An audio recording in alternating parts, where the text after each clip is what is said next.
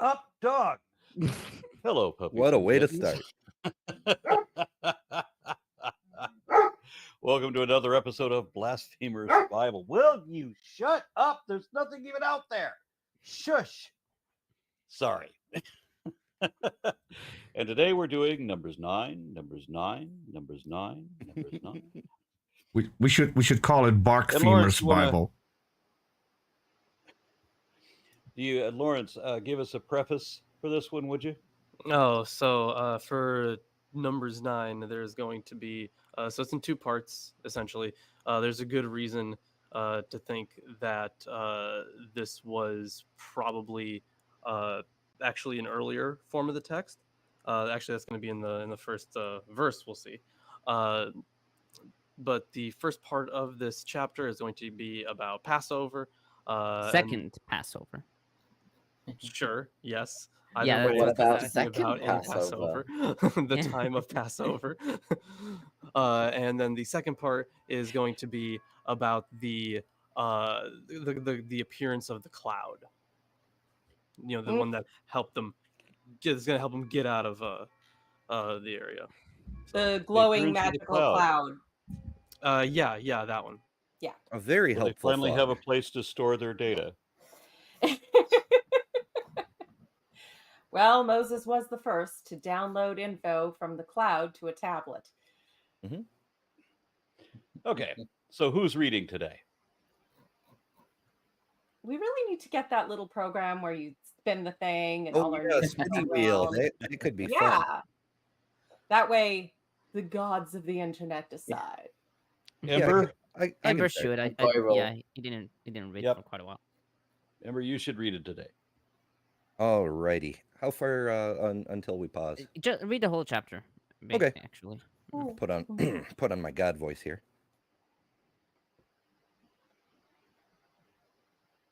Make sure to. The Lord spoke to Moses in the desert of Sinai in the first month of the second year after they came out of Egypt. He said, "Have the Israelites celebrate the Passover at the appointed time. Celebrate it at the appointed time, at twilight on the 14th day of this month, in accordance with all its rules and regulations." So Moses told the Israelites to celebrate the Passover, and they did so in the desert of Sinai at the twilight on the 14th day of the first month. The Israelites did everything just as the Lord commanded Moses.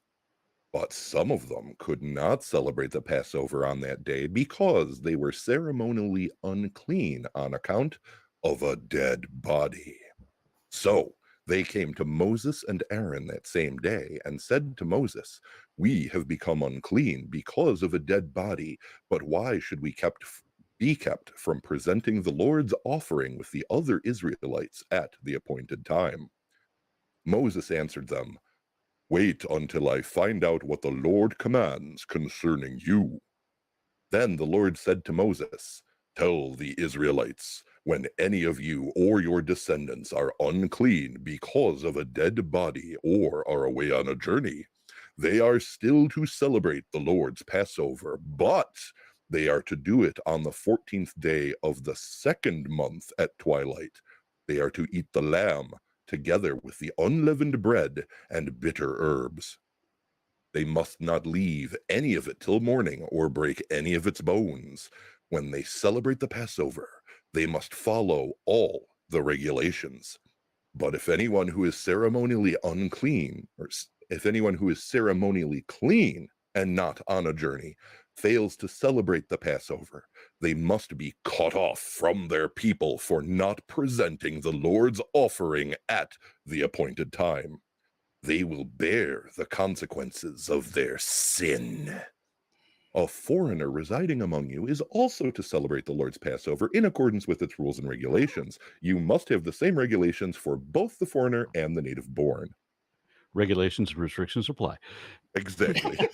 I love this voice. This voice. I do too. It's great. What a fantastic modulator. Hell yeah. So Gravitas. I definitely think we should keep that. In fact, we should all get that. That is No. brilliant, I think. So, Please finish this chapter. oh really? Okay. But Oh, No, were, it's were quite we, short, were we so- going to break halfway for the? I would I figure mean, because we're it's doing 23 different parts. verses. Yeah, so- because there's two different sources here. So yeah, two- but it's 23. It's 22 verses. Like, I think we should finish this and then we'll commentate on the Fine, whole. fine, whatever. We can do that. 15. On the day the tabernacle, the tent of the covenant law, was set up, the cloud covered it. From evening till morning, the cloud above the tabernacle looked like fire. That is how it continued to be. The cloud covered it, and at night it looked like fire. Whenever the cloud lifted from above the tent, the Israelites set out. Wherever the cloud settled, the Israelites encamped. At the Lord's command, the Israelites set out, and at his command, they encamped. As long as the cloud stayed over the tabernacle, they remained in camp. When the cloud remained over a tabernacle a long time, the Israelites obeyed the Lord's order and did not set out. Sometimes the cloud was over the tabernacle only a few days. At the Lord's command, they would encamp, and then, at his command, they would set out. Sometimes the cloud stayed only from evening till morning, and when it lifted in the morning, they set out. Whether by day or by night, whenever the cloud lifted, they set out. Whether the cloud stayed over the tabernacle for 2 days or a month or a year, the Israelites would remain in camp and not set out. But when it lifted, they would set out. At the Lord's command, they encamped, and at the Lord's command, they set out. They obeyed the Lord's order in accordance with his command through Moses. Do you remember that year when the cloud sat in one place? Mm-hmm. Mm-hmm. Well, it turns out Gollum was right. Don't follow the lights. Now you understand how they got stuck there for 40 years. It's just like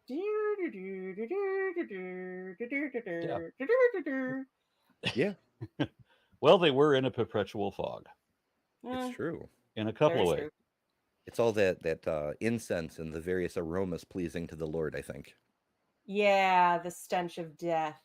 However, I do have to wonder about, like, if you think about all the guidance for breaking down the tabernacle and carrying all the shit and packing it away, like, how long after you stop do you do that? Because if you're only staying overnight, you're going to be all day packing and unpacking. What are you going to move? I have to wonder about how, over this 40-year period, and a million people there, people occasionally die under situations like that.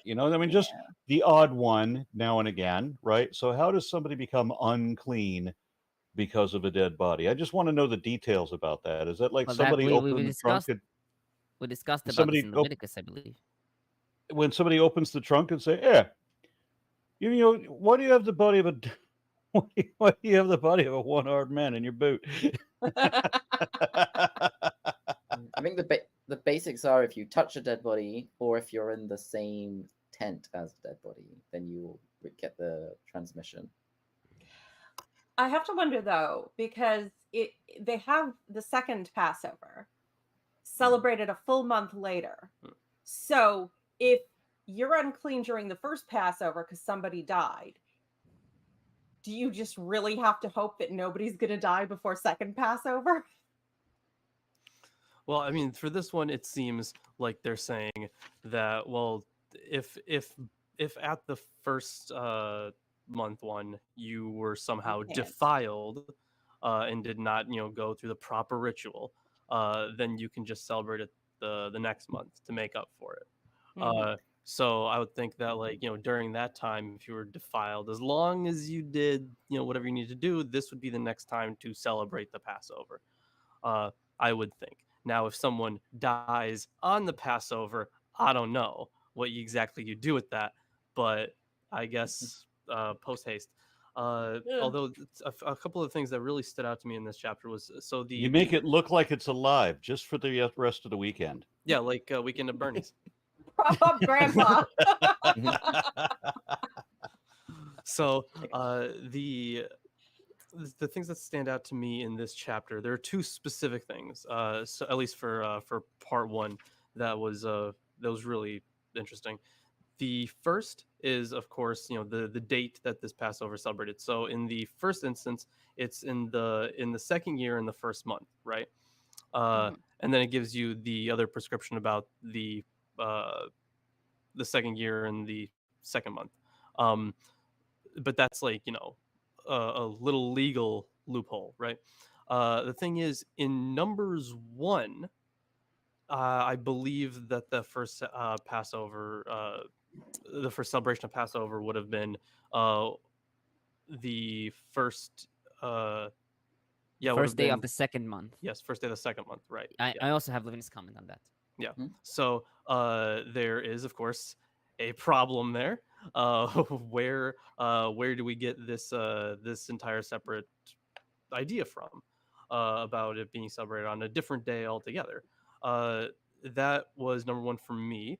I do think that it would make sense if the part in chapter 1 was the later edition. That could make sense. Or what we know about Passover being celebrated in parts of in different areas of the diaspora is that, remember, just so we're clear, so everyone knows, there was a difference between the one day of Passover and then the Feast of Unleavened Bread. Those were initially separate traditions that were later celebrated as one.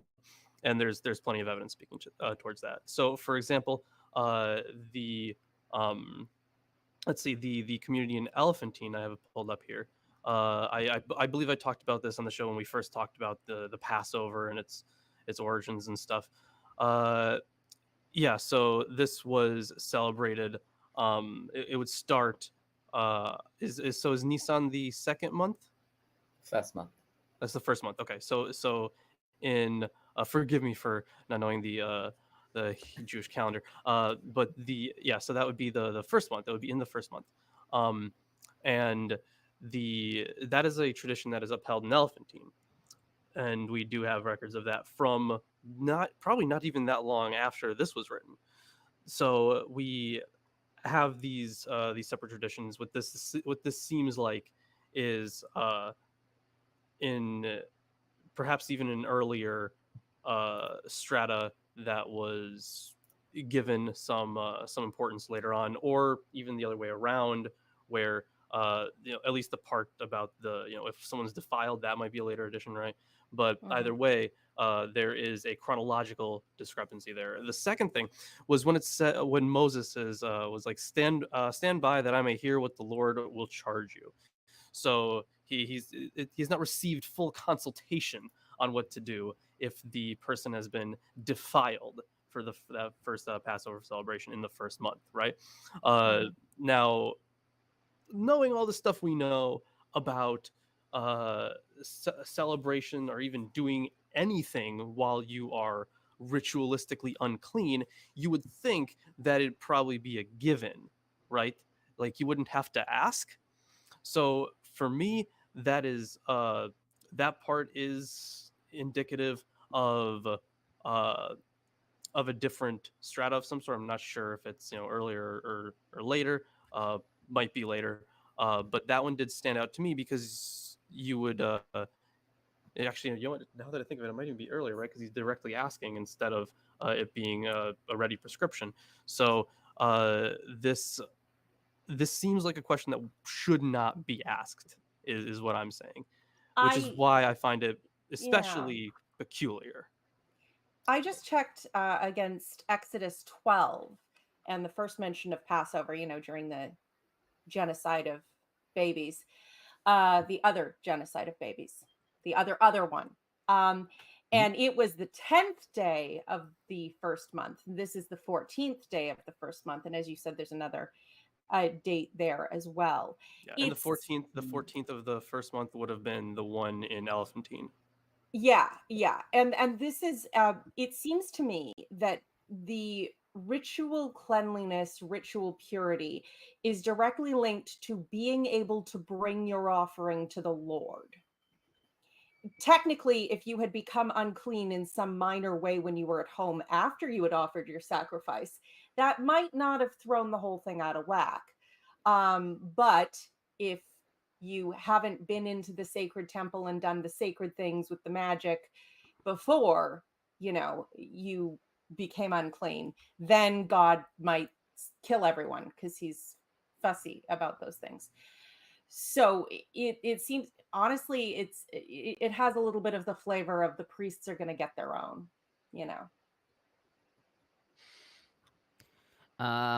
Okay, so I'll start my commentary. Verse 1, I think Lawrence already discussed the matter. It's basically Levine's comment, and so I won't say it, but I have on verse 6, they came to Moses and Aaron. The mentioning of Aaron here seems superfluous, since Moses is the one who is addressed in verse 7 and the one who answers in verse 8. The Vulgate and Peshitta render and said to them instead of and said to him in verse 7. Rashi, based on Sifrei number 68, writes that Aaron just happened to be present when Moses was asked about the problem. Licht proposes that Aaron was mentioned either for his honor or out of habit. That does actually remind me. That's a good point that you bring that up, though. So there, I think it was Kellerman's argument, and I think perhaps Nass' argument as well, that because of the reference to Aaron there, that it would be a later tradition in the establishment of the priesthood. So yes, this section, at least after the section about if you are defiled, starting there and then ending with verse 14, would be a later addition that's been used as an argument very often. It does make sense. I do have a question, though, specifically with regard to the Moses and Aaron thing, because it seems to pop up very inconsistently. And I remember at the very beginning, at the burning bush, where God got really, really high and made Moses go back. And he was all, I can't talk, I'm a stutterer. And it was all, your brother will speak for you. And then, but throughout the narrative, they're never very consistent with mentioning that Aaron speaks for him. So you kind of have to assume that Aaron, he's like, da da da da da, and then Aaron talks because he's the well-spoken one. And Moses just stands there, presumably looking very prophetic and grand. But I don't know. Or it's like, have Aaron hold out the staff in this. There seems to be, it seems to be something that sort of flexes in and out of the text as part of the narrative and then not part of the narrative, and then you should assume it. And I wonder sometimes if that backstory of having Aaron speak for him is a bit of a fix-it. And Okay, the second month is called Nisan. No, the first month is Nisan, and the second month is Iyar. Yeah, Not First four. month is Nisan, Yeah. and previously it was known as Datsun. I was just wondering if all the months are named for the Mesopotamian gods, Nisan and Ea. yes. And The names of the months. Yeah. That's Yeah, interesting. I Tammuz did is the not know most that. popular one. Yeah, yeah, they only got it after the Babylonian exile, the names of the months. I don't think we Okay. see them until in the Bible. They're only mentioned in the book of Esther, I think. Adar is mentioned. So the names of the month, but do they have yeah, because you could, but they're have also the numbered first differently. month, but They're also numbered Yeah. differently in the Bible. That Nisan is the first month, but in like Jewish calendar, like the New Year, for example, is like now, right? It's next week. yeah, it's during Rosh it's, Hashanah. Right. Yeah. So that's actually that would be like the biblical 6th month. Yeah, Yeah. because they sort of bookend each other in terms of distance and the Yeah. equidistant in the year. Yeah, so like the Talmud kind of talks about there being like 4 different New Years, and the one that begins in beginning of Nisan is considered like the regnal year, and the Tishrei one is like the seasons or whatever, the for counting creation or whatever. So I guess if you had a king, they would count their first year as starting when they when they get crowned, and then their second year would start the next Nisan first. Nisan first. So is it a bit like how all British monarchs celebrate their birthday on Victoria Day or something, or? Maybe. I mean, like I know some countries even did that for birthdays for people. That everyone turns 1 year old on the same date. They do that in Korea, but they just recently changed the official system to use the Western system. Sounds like a lot of cake. Okay, verse 10, unclean because of a dead body. Milgrom comments, according to the rabbis in Tosefta Pesachim 8.1, this specific impurity includes all other causes of impurity. Quote, the following observe the second Passover: gonorrheics, menstruants, parturients, those who do not observe the first Passover forcibly, accidentally, or deliberately, lepers, those who have intercourse with the menstruant, and those who are corpse contaminated or on a long journey, end quote. Such certainly was the understanding of the chronicler, who attributes Hezekiah's postponement of the Passover to the second month, most likely to the two reasons cited by this law: the absence of the people, presumably because of the distance, and the negligence of officiating priests in purifying themselves, according to 2 Chronicles 33. The nature of the impurity is not stated, nor is it specific even for the people who are impure on the second Passover, 2 Chronicles 17-20. Thus, one can infer, following the rabbis, that any kind of impurity disqualifies the individual for partaking of the Passover sacrifice, which is in keeping with the general law bearing those impure for whatever cause from contact with a sacrifice, Leviticus 7, verses 20-21. You gotta love the menstruant comment, because if I'm having my period on the 14th of Nisan, I totally won't be having it on the 14th of the next month. That's how these things work, right? No, Especially with a lunar month. Did it say a menstruant or a man who has sex with a menstruant? Both. He said both, I believe. Yes, oh, yeah? both. Oh, Yes. okay, interesting. Yeah. On a journey, Peter, can you please show the first picture? So the Hebrew for this is in the KJV, I believe, in the JPS, it's a long journey, and the long is rechoka. And in the Masoretic text, there is a dot. You see in the letter Hey, which is the puncta extraordinaria, which I mentioned previously, above this letter. And Licht writes that the dot may indicate a textual variation where the word read rachok without the letter Hey. Milgrom writes that this dot perhaps calls attention to a controversy attested in the Mishnah, Pesachim 9.2. Quote, the rabbis disagree how far away from the temple an Israelite must dwell in order to be exempt from observing the Passover on its appointed day in the first month. Rabbi Eliezer and Rabbi Yossi apply this exemption to anyone who cannot reach the temple threshold, whereas Rabbi Akiva, more logically according to the Nachmanides, applies it to anyone living beyond the city of Modi'in, the home of the Maccabees, that is a radius of 28 kilometers or 17.5 miles, end quote. And you can remove the picture. How does I got a this- question, Tomer. The first letter, the last letter was Hey, right? Yes. What was the first letter? Reish. Do you guys just? It looks like if I was trying to write in Hebrew, I would get those. I would write one that it looks like the other. Yeah, Dalet and Resh. Dalet and Resh are very similar, and actually, there is like sometimes in the text itself there is like you see like for example Reuel and Deuel, and sometimes they are interchanged with each other. That's because Resh and Dalet look the same. And the bird as well, right? Ra'ah and Da'ah. Wasn't that in like the last episode? Yes. Yeah. About no, that's the first one about numbers. No, yeah. So yeah, you have these problems, especially, and yeah, because of that, there is sometimes like an enlarged like Dalet or Resh, just to emphasize that this is actually a Dalet and not a Resh, in order to prevent like blasphemy. That's like in the Shema Israel, yeah, Echad or Acher. That's also because it was to elongate the letter as well, no? There is, there are instances where the letter is enlarged, and I found this in numbers a lot. So, but I didn't really find a reason for it. It's just something that they do. Because I know like people they say it when they say the Shema, they say the last letter, like they try and elongate it. Yeah, maybe it's because it's a chad, which is unique.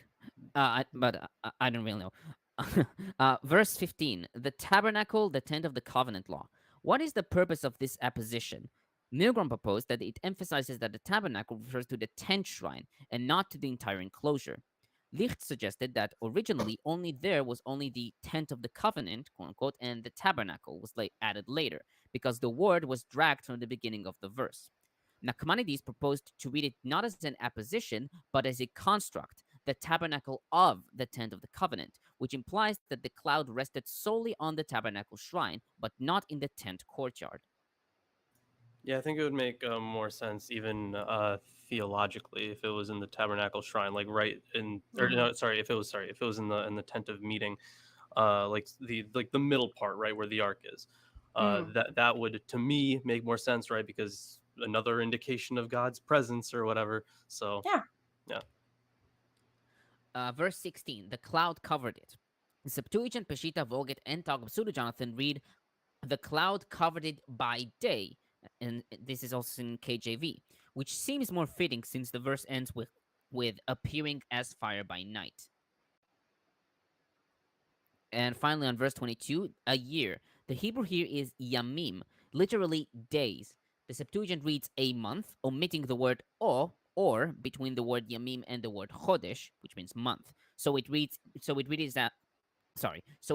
as chodesh yamim, a full month. Targum Onkelos reads a period of time, Peshitta time to time, Vulgate a longer time. Targum Pseudo-Jonathan and Sadek On render a year based on Leviticus 25:29, where yamim is parallel with shana, a year. And I think most scholars agree that this yamim means a year, basically. But but Cindy Lauper said it's time after time. And I'm guessing you'd rather follow her. I mean, at least she's real. And I don't know if she in the WWE Hall of Fame or not. I'm not sure, but she definitely did some stuff with the WWE when it came to WrestleMania 1. So gotta props to the legend. Okay. Respect. Yeah, I do wonder though, is it like, okay, you've got the the cloud comes up, everything is packed up, and then it moves. Do they take 3 hours to pack everything up and follow it? Once it stops, do they set up the little altar below and then it slowly descends, or do they just have to blindly walk into the cloud of God's magic woo and be like, we're setting the ark here, we're not looking. I'm averting my eyes, oh Lord. The next so kids sitting in a tent asking their parents, is the cloud still there? Yes, the cloud's still there. When's the cloud gonna move? I'm tired of this place. When you're older. Don't make me turn this tabernacle around. So I grew up with this idea. This is very orthodox idea of I think it comes from the Talmud maybe, where it says when they traveled or even when they were in camp, that there was, besides the cloud at the front and this cloud, there was also the idea of the clouds of glory, and it would have been around the entire camp, and it would have there's a whole bunch of weird miracles associated with it. If the ground was bumpy, it would smooth out the ground so that people could walk on smooth ground, and if you were a cripple, it would support your weight. And what else? I think even dead bodies would float along in the back, in the trunk of the cloud. So they could bury them in the land when they got there. A lot of really silly things like that. So a buoyant cloud made of sandpaper. Sorry? A buoyant cloud made of sandpaper. I know, but I think even mountains, valleys would get flattened out by it. Dead bodies in the trunk. God is a mob boss confirmed. I think I remember that. He's going to make you a deal I might be you wrong can't about that refuse. specific bit, but I think there was an idea they didn't bury anyone in the desert or something. All right, are we ready to move on? Yes, I am. Okay. At least. Okay. The The Lord said to Moses, what? Read up to 10. Okay. Have you noticed that all these chapters that I read, when I read the chapters, it always starts the same way? The Lord said to Moses, take 2 trumpets of hammered silver and use them for calling the community together and for having the camps set out. When both are sounded, the whole community is to assemble before you at the entrance of the tent of meeting. If only one is sounded, the leaders, the heads of the clans of Israel, are to assemble before you. When a trumpet blast is sounded, the tribes camping in the east are to set out. At the sounding of the second blast, the camps in the south are to set out. The blasts will be signal for setting out, because I just said that 3 times. To gather the assembly, blow the trumpets, but not with the signal for setting out. The sons of Aaron, the priests, are to blow the trumpets. This is to be lasting ordinance for you and the generations to come. When you go into battle on your own land, in your own land, against an enemy who is oppressing you, sound a blast on the trumpets. Then you will be remembered by the Lord your God and rescued from your enemies. Because God might be napping, and he may not know that you're all going to die unless you blast a horn to wake him up. He is very forgetful. Yes, he won't remember you. Right, he always has to He's a remember. really old God. I'm sorry, Lawrence. He'll remember if you just like, Dad, hey, hey, we're going to kill people. Come on. Yes, and then God awakened and said, I had a terrible dream. Louis Armstrong was trying to kill me. If you don't want him to wake up in a bad mood, just burn some incense or something. Okay. I wake up in a better mood when the aroma of coffee is in the air, and we all know what aromas are pleasing to the Lord, so why not? Praise be unto coffee. Right. You haven't finished this section. Yeah, I think you need one more verse.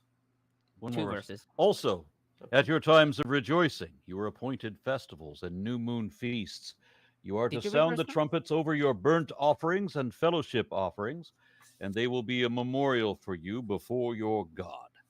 I am the Lord your God. Did you read verse 9? He did. I thought it did. I thought it did. Okay. Sorry. Yeah. So I'll start my commentary.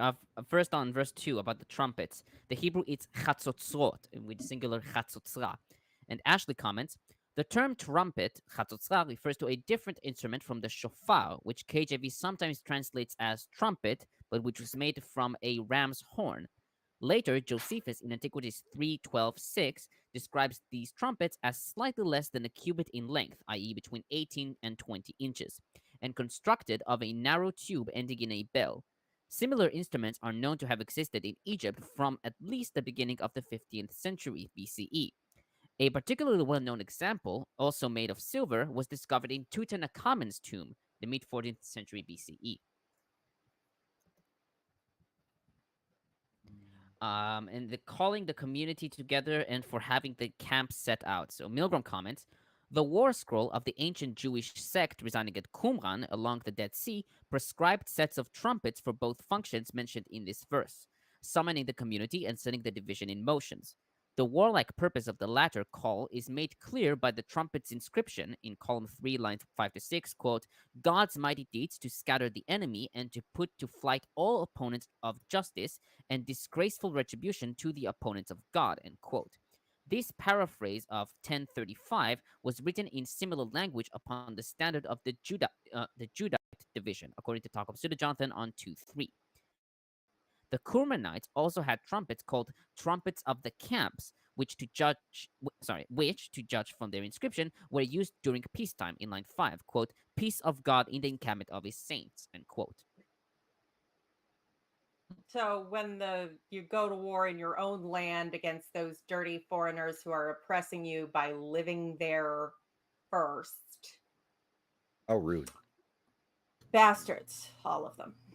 I would also like to apologize because I think I need a new laptop.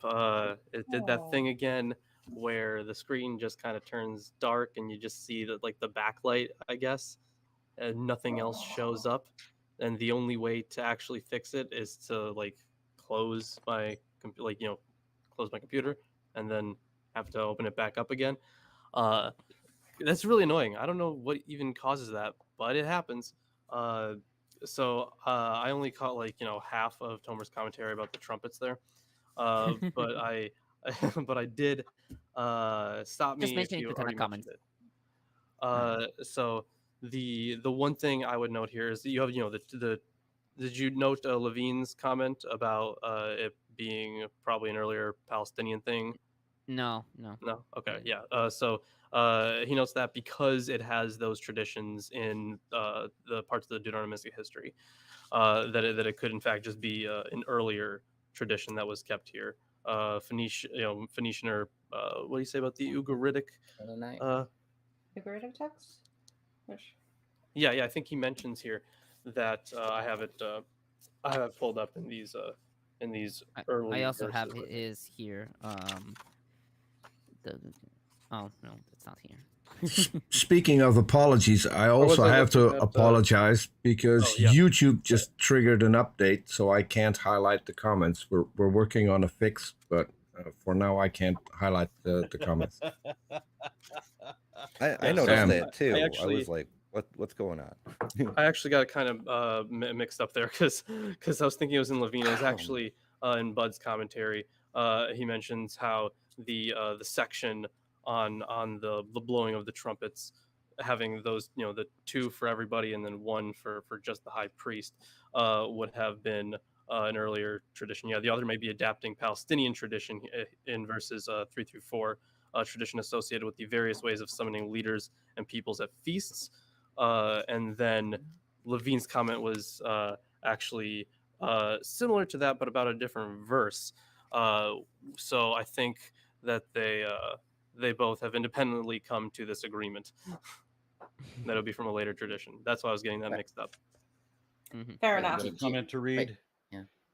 Eric Wander says, question. So if the trumpets are introduced now, how did Moses call the people before? Yelled his lungs out? Yep.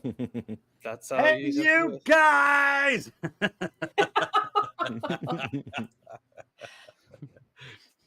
Is anyone else thinking of like in The Sound of Music when the dad is, in the first half where he has the little whistle call for all the kids, and when I want you, I will go, and it has the signal for everybody. You're making me glad I never saw that movie. Shame on you. It's a good movie. It's a very good movie. Oh dear, a female deer. Okay. Shall I continue reading? Nope, I have more comments. Verse 6. The camps on the south are to set out. So Septuagint adds, and you shall trumpet a third signal, and the camps encamping along the sea shall set out. And you shall trumpet a fourth signal, and the camps encamping toward the north shall set out. End quote. Nachmanides writes that the third and fourth signals are hinted in the last part of verse 6. The blast will be the signal for setting out. Ibn Ezra writes that there is no need for a third and fourth blasts, since the Kohathites and the priests who blew the trumpets journeyed before the standard of Ephraim, according to 2:17 and 10:21. Milgrom, however, writes that even so, they could have sounded the trumpets a third time, and the priestly trumpeters could have remained behind. He supports Nachmanides' opinion, noting the Vulgate edition, quote, and according to this manner shall the rest do, end quote. Licht asserts that this detail was omitted from the Masoretic text by accident, probably because of similarity of language. Verse 8, the priests. Milgrom comments, in the ancient Near East, priests were an integral part of the military force, as attested in Ugarit and Alalach, and later in biblical Israel, Deuteronomy 20 verses 2-4, and 1 Samuel 23:9 and 37. The New Babylonian Empire, according to Ezekiel 21:26, and classical Greece, Thucydides, I believe, 750. Thucydides. Thucydides, okay. Basing themselves on Deuteronomy 22, the rabbis speak of a special priest anointed for war in the Mishnah Sotah 8:1. The war scroll of the Dead Sea sectarians goes into great detail concerning the part that the head priest, or the high priest, the priest chosen for the day of revenge, and the 6 priestly trumpeters assuming to in battle, as seen in 7 verses 8-11 and 15:4 forward. Verse 9, you will be remembered by the Lord your God. Levine comments, The nif'al passive veniskartem means you will be brought to the attention of, just as in verse 10, the noun zikaron means reminder. As Gray observed, gods may forget, fail to pay attention, and even slumber. This accounts for the language of supplication, in which God is implored to turn toward those who call upon him, to remember them, and to remain awake. In Psalms 109:14, we read about God's attention to wrongdoing. Quote, may the offense of his ancestors be brought to Yahweh's attention, end quote. Yeah, a very common theme, which we've already joked about on today's stream, that God, he needs to remember a lot of things. And usually it's when the people have been in distress, they're always like, and the Lord remembered his people. So oh yeah, where'd I put those people? Like a real shitty dad. I mean, he did need a multicolored sticky note to remember that he wasn't allowed to drown everybody. I'm fine if he forgets about me. I'm good. He can carry on elsewhere. You know, funnily enough, that's why it became tradition in later apocalyptic Judaism to have the world destroyed by fires, because he wasn't allowed to drown people. So Yeah. they're like, what's the And next God best thing? loves a loophole. Yeah. My final comment on this section is on verse 10, I am the Lord your God. Licht notes that this is a typical closure found in the Holiness Code in Leviticus 18:23 and is rare outside of it. And because of that, some think that verses 9 to 10 are derived from H. Okay. The next That section has but the next section has Hebrew names. Do So you want to before- try or do you want A me lot to of read? names. Before we get I into the- want to try, but I'm not gonna. I'll be nice. No, I come feel on. like Aaron should try, but also before we Yeah. get into the Hebrew names, I did have one other note on verse 10 there, on I think the communion sacrifices. Yeah, that was the one that Levine noted was an earlier tradition. Okay, I'll go ahead and try as Lawrence suggests. On the 20th day of the second month of the second year, the cloud lifted from above the tabernacle of the covenant law. Then the Israelites set out from the desert of Sinai and traveled from place to place until the cloud came to rest in the desert of Paran. They set out the first time at the Lord's command through Moses. The divisions of the camp of Judah went first under their standard. Nashon, son of Amminadab, was in command. Nathanael of Zuar was over the division of the tribe of Issachar, and Eliab, son of Helon, was over the division of the tribe of Zebulun. Then the tabernacle was taken down, and the Gershonites and Meritites who carried it set out. The divisions of the camp of Reuben went under their standard. Elazur, son of Shidur, was in command. Shelumiel, son of Zurishaddai, was over the division of the tribe of Simeon. And Eliasaph, son of Deuel, was over the division of the tribe of Gad.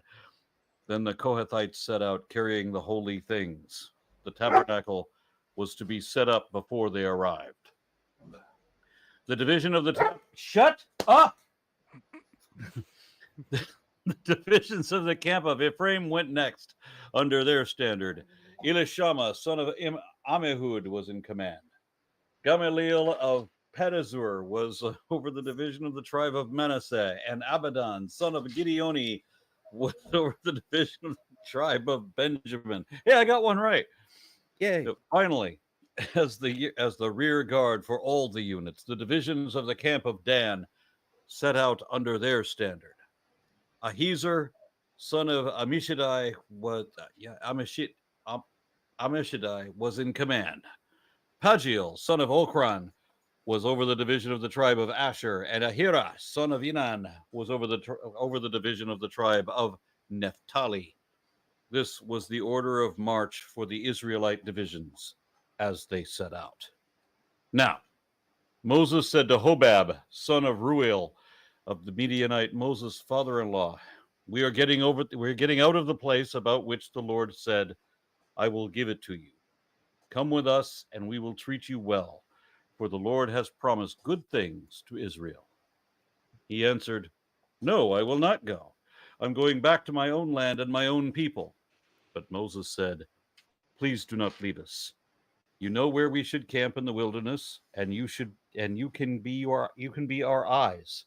If you come with us, we will share with you whatever good things the Lord gives us. So they set out from the mountain of the Lord and traveled for 3 days. The ark of the covenant of the Lord went before them during those 3 days to find them a place to rest. The cloud of the Lord was over them by day, and they set out from the camp. Whenever the ark set out, Moses said, Rise up, Lord. May your enemies be scattered. May your foes flee before you. And whenever it came to rest, he said, Return, Lord, to the countless thousands of Israel. And there was much rejoicing. Yes. Yeah. And in modern times, Jews say those last two verses, or maybe the second last verse. Yeah, I think that's called whenever the they open. Ark. Yeah, when they open the ark in the synagogue to take out the Torah, they say, when the ark was set out, Moses would say, blah blah blah blah. Yeah, there's actually a very interesting there's actually a very interesting thing regarding these two verses, but I'll get to it later on. First, about verse 12, the wilderness of Paran. Ashley comments, the identification of geographical sites is difficult because often no trace of a biblical name remains on a site. Since the Hebrews did not occupy or hold this territory to any great extent, one would not expect the name they gave to a site to leave any trace. Biblical texts indicate that Paran was north of the traditional site of Mount Sinai and west of Midian. See 1 Kings 11:18. It may have extended as far north as Kadesh Barnea, since Numbers 13:26 identifies Kadesh as a site within it. It may be that Paran was a general term descriptive of most of the wilderness areas of the Sinai. This conclusion would have the advantage of explaining the double identification of the location of Kadesh Barnea, seen in Paran in Numbers 21, 27:14, 33:36, etc. And also the absence of Paran in the itinerary list of Numbers 33, since, on this hypothesis, many or most of the sites would be located within the wilderness of Paran. Also, I do want to know, so the thing is, the wilderness of Paran would not have been as extensive as it would be in later traditions. So in the thing is, we have, well, I'll talk about it a little more in depth once we get to chapter 13, but the evidence from actual excavations of the site shows that it wasn't even like really inhabited at all until the 9th or 10th, I think around the 9th century, like until the very beginning of the first millennia. So it wasn't even inhabited. So them going there is just that is not panned out by the archaeological evidence. But this, of course, will be placed much earlier in a narrative context. But I'll get to that once we get there. But the point is, like, at some point, that area would have again become a wilderness. So only in a later period could you actually include that as part of the wilderness of Paran. So it speaks to a changing tradition because the landscape is literally changing with time. So verse 20 verse 21. Oh, somebody wants to speak? No, sorry, go ahead. Okay, verse 21, the holy things. In Hebrew, it's Ha-Mikdash. The term could also mean the tabernacle, as in the Peshitta, KJV, and BDB dictionary. Levine renders it the inner sanctuary. Milgrom writes that in the priestly text, the term never refers to the sanctuary building, but refers to either the sacred area in Leviticus 20, Leviticus 20, Leviticus 24 and Numbers 19:20. No, it's not 20, it's 12. Sorry, again, Leviticus 12:4 and Numbers 19:20, or to the sacred objects in Numbers 3:38, which includes the tabernacle in Exodus 25 verses 8 to 9. While Ibn Ezra proposed that the Mikdash refers to the ark, with Licht including it as part of the holy objects, Ashley writes that this contradicts verses 33 to 36, which place the ark at the head of the whole people on the march. Yeah.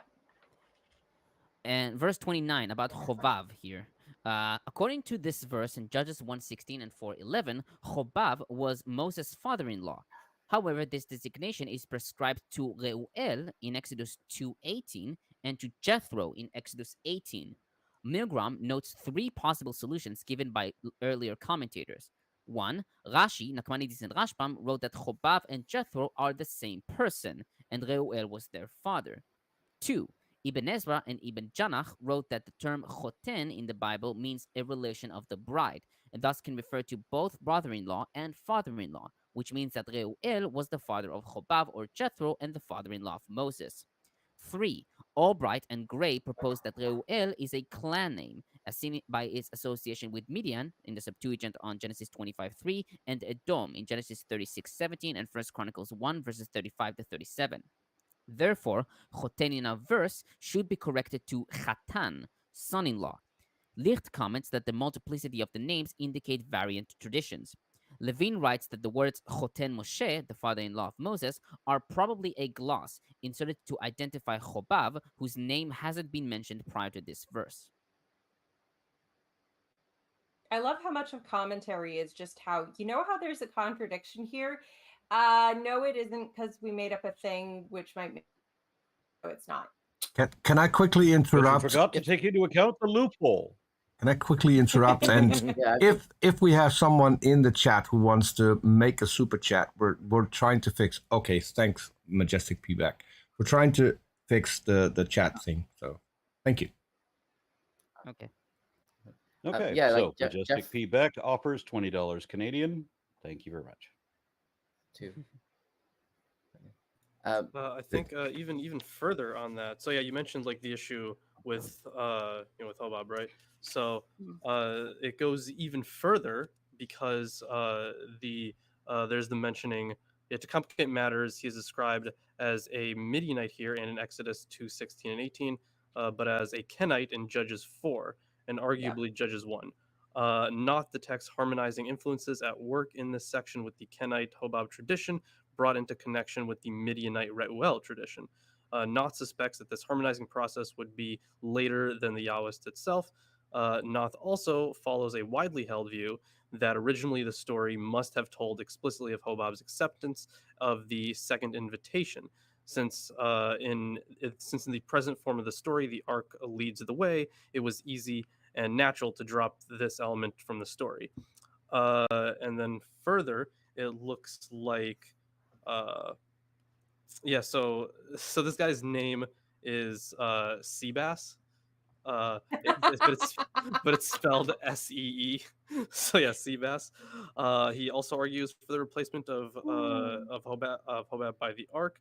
But then Schmidt points out that the reference in Judges 4 is to the sons of Hobab, while Judges 1 makes it plain that they encountered the land from the south, not the east, as did the Moses group. She thinks that Hobab was the brother-in-law of Moses. And following the analyses of the earlier tradition favored by Eisfeld, he assigns Jethro to J and Reuel to L or N, reflecting Kenite and Midianite traditions. Yeah. So there are a lot of interesting things to note there, I think. Yeah, just for clarification for the people at home, because you mentioned the Yahweh source. The majority of numbers up to this point has been something largely of a priestly or redactor source, meaning written post-exile, though not necessarily post-return. This is where we're starting to get into some older text here, and the stitching becomes a little more apparent. Some have put this as a Yahweh source. Obviously, the argument there being that the name Hobab and, attributing Jethro to a Yahwist and Hobab to another one. There's debate with all these things. But I do also have to point out that two things. Please don't leave us, where we should camp, which I thought you were following the magic glowing God stick. Why do you need the local to tell you where to camp if you have to camp under the magic glowing God stick? just a thought. And also, stay with us because you will share in all the good which God will give us. And just glancing ahead, that's a lot of death, a lot of smiting. I do not want to share in this goodness. Bad call. I will mention that. Smitten. Sorry. I will mention that Milgrom, he also discusses the issue about the second difficulty is that Hobab, the Midianite, is elsewhere called a Canaanite. This problem, however, can be satisfactorily explained. Midian, it now appears, is not in the name of a people, but a confederation of peoples, one of which is the Canaanites. Similarly, Enoch is both a Canaanite in Genesis 4:17 and a Midianite in Genesis 25:4. The name Canaanites means smiths in Genesis 4:22. Probably they worked the mines in the mountain regions of Sinai or Midian, Numbers 24:21. About 31, Milgrom comments, Septuagint and the Targums render the perfect as a past, have known. According to this interpretation, Chobav is rewarded for past services. Thus, the theological paradox is avoided whereby Israel seemingly engages a human guide, Chobab, at the same time that a divinely designated guide, the Ark of the Cloud, in verse 33 and 9 verses 15 to 23, is performing the same function. The paradox is resolved once it is recognized that the narrative has conflated two traditions concerning Israel's guidance in the wilderness, the one natural, the other supernatural. The juxtaposition of these two elements is present throughout the wilderness and conquest traditions. It's funny how we pronounce these names so differently. I mean, we've got people in the rural areas of this country who were named Jethro, for example. But the pronunciations are different in American vernacular. For example, what you call Hobab, or however you pronounce it, we call that Joe Bob here. Mm-hmm. And we say Yitro instead of Jethro. You can be our eyes. This is the literal reading from the Hebrew Bible. The Septuagint translates eyes, Hebrew A9, to elder. Vulgate reads guide, and Targum Jonathan reads this phrase as, you are dear to us as the apple of our eyes. And Targum Onkelos reads, the great things that were done for us you saw with your eyes. Verse 32, while Chobab's answer is not given here, it is implied from Judges 1:16 and 4:11 that he accepted this proposal. Licht proposed that Chobab's answer was omitted either due to a scribal error or that an editor removed it because the passage talked about the rights of Chobab's descendants, which did not fit his opinion.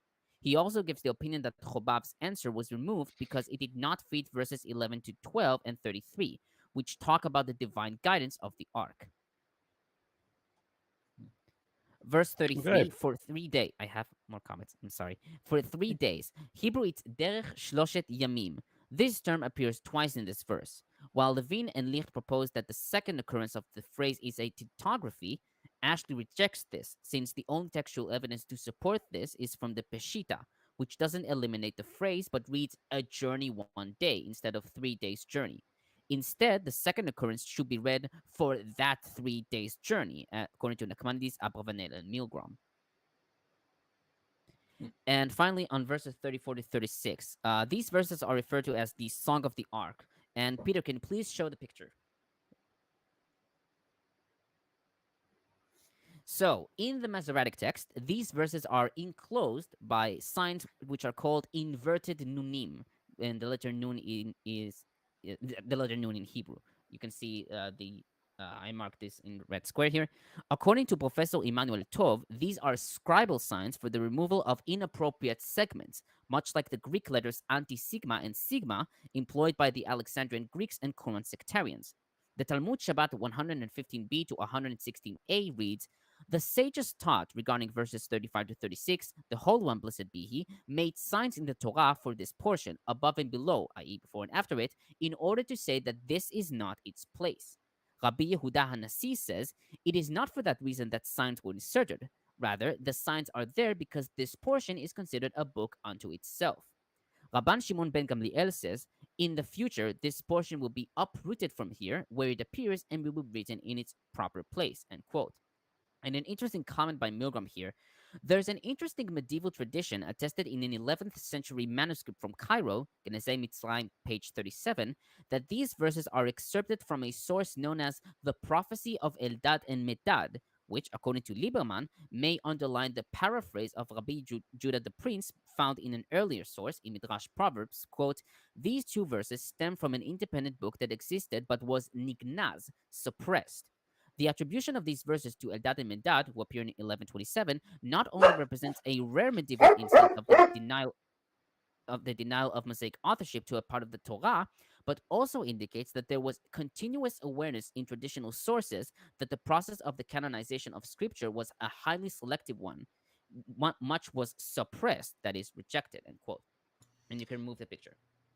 Yeah, there's another hypothesis about this being from the book of the battles of Yahweh that we see have other mentions as well. That is of course conjectural, but since we have other attestations of the existence of the book, I mean reading it just on its own, it kind of seems like it'd fit in something like that, but it's also pretty short, so we can't really say whether or not it was.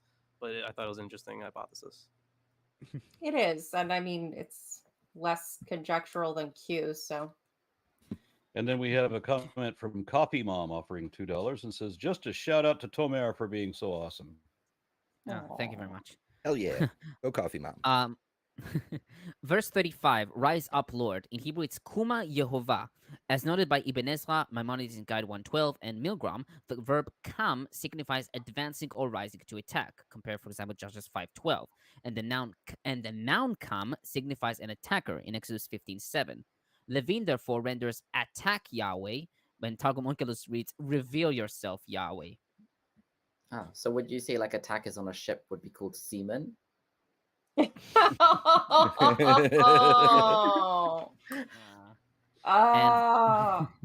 And finally, Yahweh was a war god. In fairness, we have to remember that before the henotheism turned into the monotheism, turned into the magic everybody, everything, everywhere, all the time god, he was just a war god, and war gods are generally dicks. Yeah, the translation I have had translates it as advance. Yeah. Verse 36, 2. The Masoretic text has no preposition. Thus, the phrase literally reads, return, Lord, myriads of thousands of Israel. The Septuagint reads, turn, or Lord, the thousands, etc. And Licht offered return with the thousands. Sfono read it, Yahweh of Israel's myriad of thousands. Most Edo translations render it return to the thousands, which with Ashley noting that the verb shuv, followed by an accusative of direction, is a relatively common feature of Hebrew.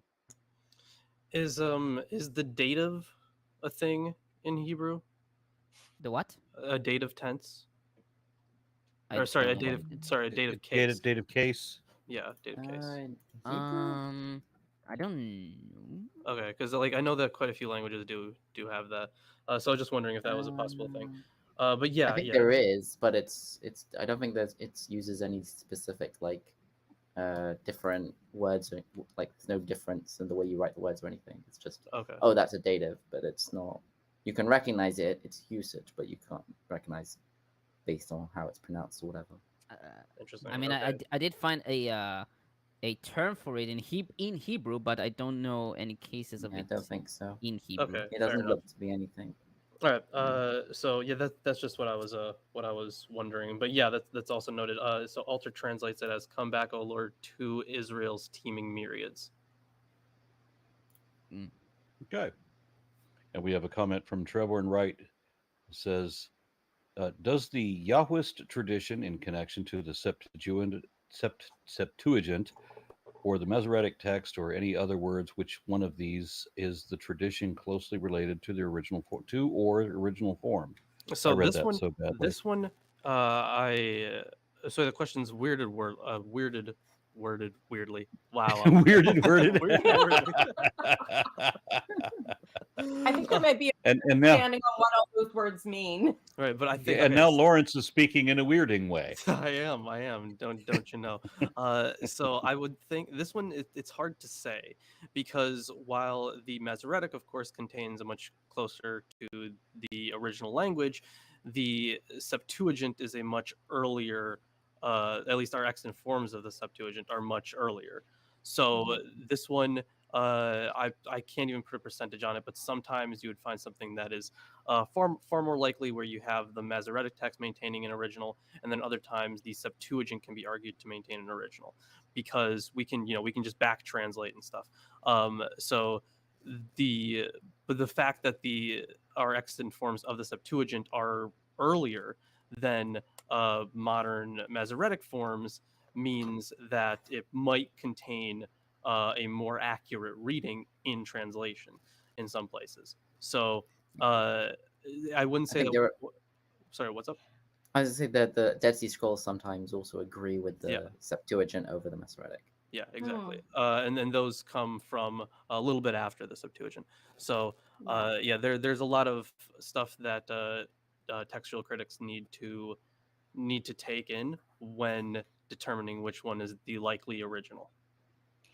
I just like to clarify a little bit what the Yahweh source is and what the breakdown of the source is, where we're talking about Septuagint versus Masoretic, and when we're talking about priestly versus Yahwist versus Deuteronomistic. Basically, the canonization of the Pentateuch comes when you return from the Babylonian exile under the Persians. That's when everything is put together into final form canonized Bible.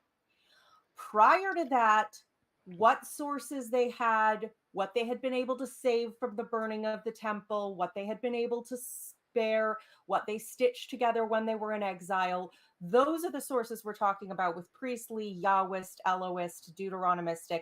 These were things that were written beforehand, possibly not that much beforehand in some cases, possibly a couple cases with the putting together, but we're breaking down sort of how old some of these things are and if they're coming from different areas and traditions, and then being sort of harmonized together. After that, then we have a canon. We have a canon now, and it was totes always just like this, and Moses wrote it, and it was magic. Then we have the sources for it. The Septuagint is a Greek translation, despite the fact that obviously this was first written in Hebrew. However, it's older than the extant Masoretic text, which is the Hebrew text, but the sources we have are all much later. And the Dead Sea Scrolls has shown some indication of, because obviously the Masoretic text has been, in some cases, perhaps accidentally altered and corrupted through time. So you have sort of two different questions here about the accuracy from canonization of the various sources and the source material that fed into the canonization. So there's a pretty big break there between kind of what we're talking about with those sources. The one note I'd have on that is when talking about canonization, it wouldn't have been like the whole Old Testament or the whole Hebrew Bible. No, yet no. It would have. Yeah. So, but you mentioned that. I think that is what you said earlier. The Pentateuch, the first 5 books. Yeah. Then, the law, Genesis, Exodus, Leviticus, Numbers, Deuteronomy. Yeah. The law and the prophets is a separate thing, and Right. That probably wouldn't be canonized until the 1st century. Yeah. And then the Christians had to do their own because they wanted to card shuffle it to. I would recommend everyone read.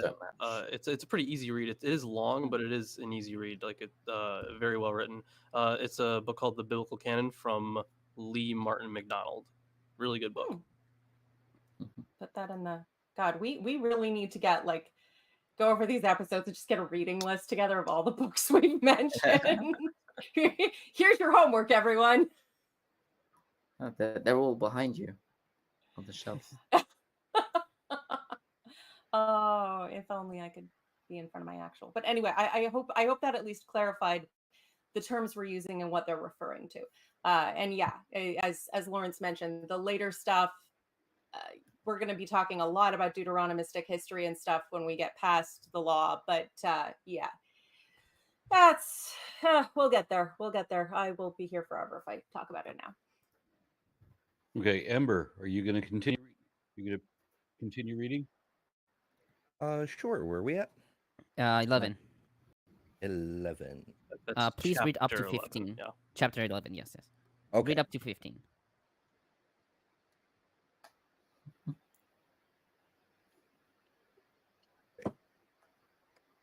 Now the people complained about their hardships in the hearing of the Lord, and when he heard them, his anger was aroused. Then fire from the Lord burned among them and consumed some of the outskirts of the camp. When the people cried out to Moses, he prayed to the Lord, and the fire died down. So that place was called Taberah, because the fire from the Lord had burned among them. The rabble with them began to crave other food, and again the Israelites started wailing and said, "If only we had meat to eat! We remember the fish we ate in Egypt at no cost, also the cucumbers, melons, leeks, onion, and garlic. But now we have lost our appetite. We never see anything but this manna." The manna was like coriander seed and looked like resin. The people went around gathering it and then ground it in a hand mill or crushed it in a mortar. They cooked it in a pot or made it into loaves, and it tasted like something made with olive oil. When the dew settled on the camp at night, the manna also came down. Moses heard the people of every family wailing at the entrance to their tents. The Lord became exceedingly angry, and Moses was troubled. He asked the Lord, "Why have you brought this trouble on your servant? What have I done to displease you and put the burden of all these people on me? Did I conceive all these people? Did I give birth to them? Why do you tell me to carry them in my arms as a nurse carries an infant to the land you promised on oath to their ancestors? Where can I get meat for all these people? They keep wailing to me, 'Give us meat to eat.' I cannot carry all these people by myself. The burden is too heavy for me. If this is how you are going to treat me, please go ahead and kill me, if I have found favor in your eyes, and do not let me face my own ruin." Okay. Yeah, the people suck. Yeah, the people suck because, okay, quick question. At this point in the narrative, how long have they been wandering around the desert? If it's chronological, I guess it would be 2 years. Okay, 2 years. So for 2 years, they've been in the fucking desert, and the only thing they have had to eat is manna. I want you to imagine you rent a place with, for 2 years where your meals are cooked, and the only thing they ever give you is oatmeal. Breakfast, lunch, and dinner for 2 years. And after 2 years, you say, "I can't take it anymore. Please, I need a steak. I need a chicken. I need something that isn't oatmeal. I can't do it anymore." So Would I was they have the right to burn you in your bed for that? Well, they already mentioned that there was at least one time that the clouds sat in one place for a year. So they couldn't move for a whole year. And then there's who knows how many times where it sat there for a week or a month. So explaining why they make such slow progress. I think the 40 years in the desert, I think most of that is one encampment, like at the end. I mean, 40 years is more of a symbolic, it's a figurative way of saying a very long time, because 40 is a typological That's number. also true. Yeah. Yes. Yeah. Just to play P-Town for a moment. No, it's literally true. They were there for 40 years. They could only count to 40. Just like Jesus said. I'm sorry, if your Airbnb gives you nothing but oatmeal for 2 years and you complain and they burn you in your bed, that's magic a problem. It's magic oatmeal free that tastes oatmeal. whatever you want it to taste. So yes. here's 2 things. There are 2 things that I remember learning about this. One is, if they wanted meat, they had animals. They could have used their own animals and fed themselves. Yeah, 2, that's what I was just thinking. It was magic oatmeal that tasted like whatever you wanted it to taste like, except for cucumbers, melons, leeks, onions, and garlic, because those are harmful to pregnant women. And none of those you would get from meat anyway. I have a comment on this as and well. somehow the taste of asking for that flavor would be bad. Yeah, I'm sure. Yeah, sure. Tom will get into it. Cucumber. Apparently, cucumbers, melons, leeks, onions, and garlics are bad for pregnancy, at least according to. I mean, there is this idea that medicine has changed over time, as in the medicine that worked in ancient times doesn't work now. Yeah. Or a commentator was talking out of their ass. But are they even allowed to eat meat unless they're sacrificing it to God? Sorry? Are they allowed to eat their animals when they're not sacrificing them to God? Yeah, why not? Yeah, I mean, what are they going to do with the... They didn't want to use it. They were like, we're getting free food. Why should we use our own cattle for meat? We should ask God for meat. I mean, that's the excuse. Now, that would get me setting people's beds on fire when they had their own stores full of meat and they were like, why aren't you bringing me meat for free? I'd be like, fuck you and fuck you and fuck you. Okay. You can't have any pudding. I'll start. Jesus had done that when they asked him for fish and bread. That would have been funny. Okay, I'll start my commentary. Verse 1, the people. In Hebrew, it's ha'am. While some, like this Sifrei, Numbers 85, Targums, Jonathan, and Rashi, wrote that this term refers only to the wicked of the people, most commentators and translations read it plainly. Levine notes that this is the first time in Numbers that the Israelites are designated as ha'am, where previously they are referred by other terms like Edah, community, or Bnei Israel, the Israelite people. He writes that as a rule, wherever ha'am is used in Numbers, the source can be identified as JE. Complained about their hardships. In Hebrew, it's kemit onenim ra. The word mitonenim has been variously interpreted as complaining, Milgrom and Licht, plotting or provoking, Sifrei Numbers 85 and Rashi, scheming evil, Targums and Ibn Ezra, grieving, Bechol Show and Levine. The word ra could be read as evil, as Rashi renders, misfortune, as Ashley renders, or bitterly, Milgrom and Levine. Ashley notes that some propose to correct the word ra to ra'av, hunger, and so the text gives the rationale behind the complaining. He writes, however, that there is no textual evidence for this emendation. In the hearing of the Lord, Hebrew Bible literally reads, in the ears of the Lord. Early translations render before the Lord. Licht notes that some Hebrew manuscripts read in the eyes of the Lord. However, ears makes more sense given the repeated expression whining in the ears of the Lord in verse 18. And the fire from the Lord. While Milgrom proposed that this refers to lightning, Licht and Ashley wrote that it was literal fire, with Ashley adding that it is a metaphor for general divine punishment. It's interesting that this, if we compare the usage of this to the the cloud from beforehand, one would say that the first one was for saving people, and this one is for, of course, the exact opposite. This is for punishment.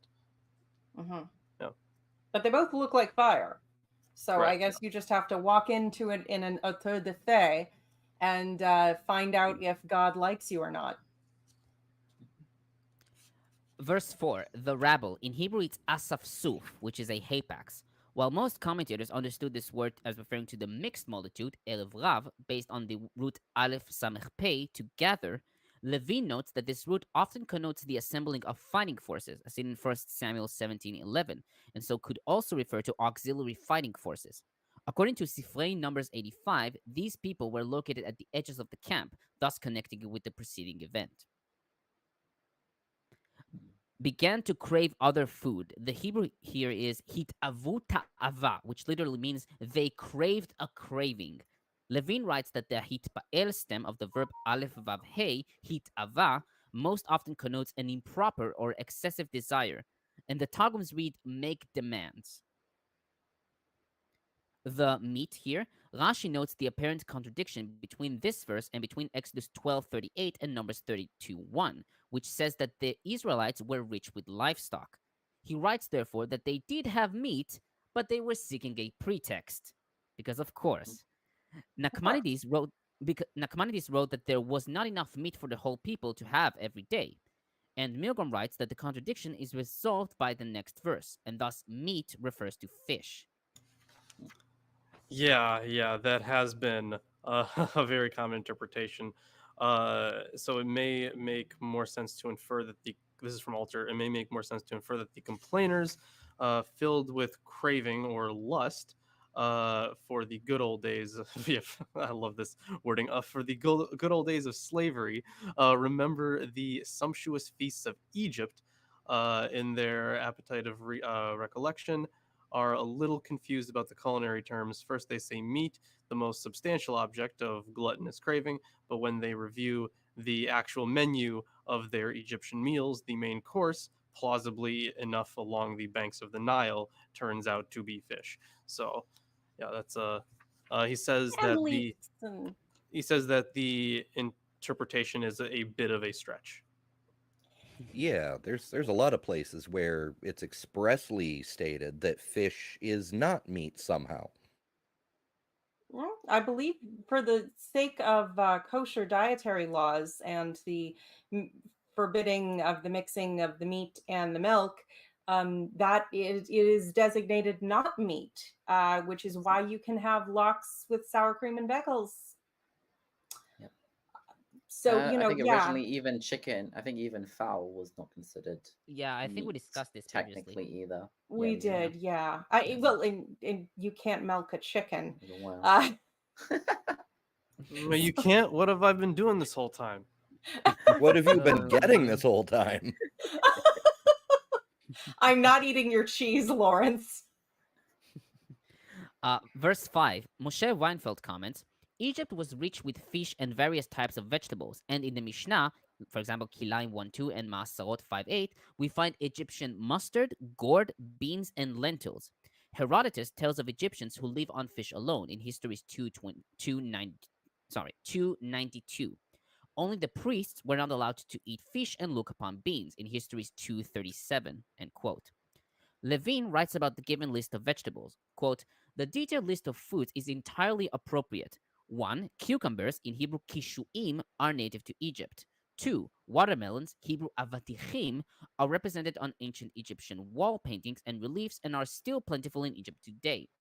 3. Leeks, Hebrew chatzir, a collective noun, were widely grown in ancient Egypt as a garden vegetable. 4. Garlic, Hebrew shumim, is called in Akkadian shumu. And 5. Onions, Hebrew betsalim, are mentioned only here in the Hebrew Bible, but the term is common in late Hebrew, end quote. The papyrus Anastasis III in Anet, page 471b, describes Per Ramses as, quote, full of supplies and food every day. Its ponds with fish, its melons are abundant on the sands, onions and leeks are for food, etc., end quote. Milgrom notes that Panamu of Yahudi, who ruled over a northern Syrian state during the 9th century BCE, boasted of his land of garlic. I would too. Garlic is the shit. Yes. Land of garlic sounds. Yeah. Sounds better than Disneyland, then, anyway. I have to wonder what God has against vegetables, though. Like, remember at the very beginning, the very, very back in the day, Cain and Abel will give their offerings, and Cain gives vegetables, and Abel kills an animal, and like God is totally down with the barbecue and flips off Cain for his, like, what does he have against salad? I'm not a vegetarian, but like, this is a little much. There's not enough blood. Daniel Quinn puts forth that was a piece of old propaganda from when the pastoral types were encroaching on the agriculturalists. And after they finally took over their land, they did what always happens and appropriated their myths and stories, not realizing that was supposed to be a piece of propaganda against them. They just added it into the mythology. I've proposed something essentially the same, but yeah, it's just a weird thing for God to hate salad that much. Verses 7 to 9, Licht comments, the writer praises the manna in an enclosed section to explain how wrong the people were in their complaining. He assumes that the matter is already known from Exodus 16 verses 14 to 32 or from another tradition, but it was necessary to bring some of the important details for our story here. It is impossible to point to a distinct literary dependence on Exodus and what is written here. So the people complained because they were evil, and God murdered them indiscriminately because he is just. What do you mean that's not justice? Why shouldn't I murder them? They were complaining. They annoyed me, so I burned them. In fairness, that's like the revenge that everybody who's worked a customer service job has always wanted. Hey, that's what Hell's Bell series is, but they do more than say, hey, I'd like some cucumbers once in 2 years or 3 or 10. Verse 7. Yes. Yes, I still have commentary. I'm deeply apologizing that I have more commentary. Verse 7, looked like resin. The Hebrew Bible literally reads, its eye was like the eye of Bedolach. As noted by Levine, the word for eye in biblical Hebrew, ayin, can mean appearance, texture, or color, as seen in Leviticus 13:5 and Ezekiel 1:4.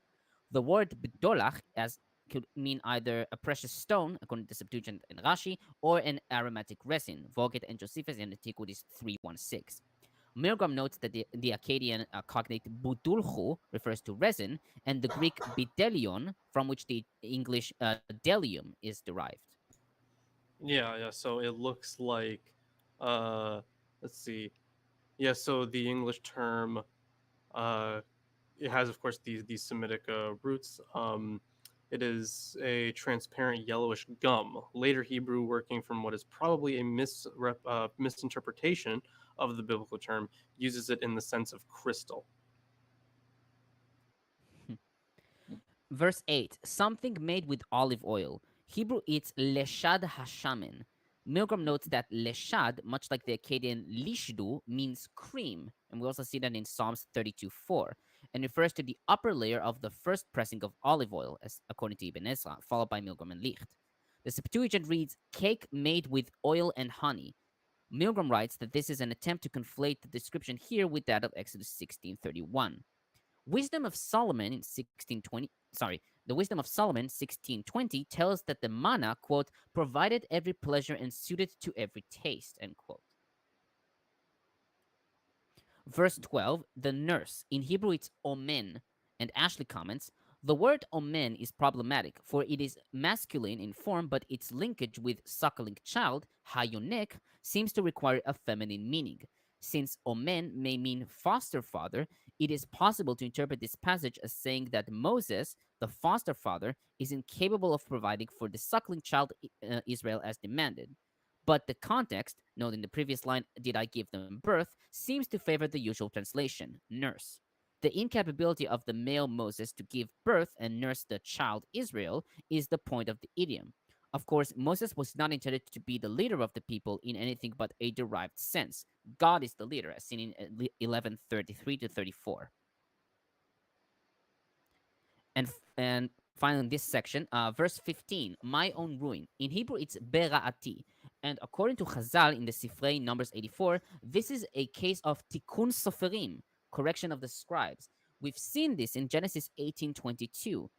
This change is usually meant to preserve God's honor.